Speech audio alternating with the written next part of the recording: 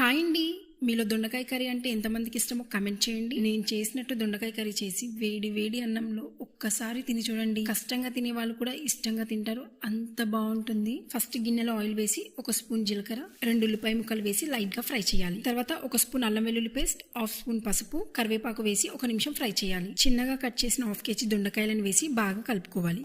Gas medium flame లో పెట్టి 5-6 నిమిషాలు ఉడికించాలి. ఇలా దొండకాయలు ఆయిల్లో ఫ్రై అయ్యాక 2 టమాటాలను వేసి వాటిని కూడా మంచిగా ఉడికించుకోవాలి. అడుగంటకుండా మధ్యలో కలుపుకోవాలి. 2 స్పూన్ల కారం, రుచికి సరిపడా ఉప్పు, 1/2 టేబుల్ స్పూన్ ధనియాల పొడి వేసుకొని అంతా కలుపుకోవాలి. గ్యాస్ లో ఫ్లేమ్లో పెట్టి 5-6 నిమిషాలు ఉడికించుకోవాలి. ఒకవేళ మీకు గ్రేవీ లాగా కావాలి అనుకుంటే 1 గ్లాస్ వాటర్ని వేసుకుంటే సరిపోతుంది. చూడండి, ఆయిల్ పైకి తేలింది. లాస్ట్లో కొత్తిమీర వేసుకొని గ్యాస్ ఆఫ్ చేసుకోవాలి. ఇలా రెడీ చేసిన కర్రీని వేడి వేడి అన్నంలో తింటే ఒక ముద్ద ఎక్కువగానే తింటారు. అంత బాగుంది. మీరు కూడా ట్రై చేసి ఎలా వచ్చిందో కమెంట్ చేయండి. ఛానల్ని సబ్స్క్రైబ్ చేయండి, లైక్ అండ్ షేర్ చేయండి.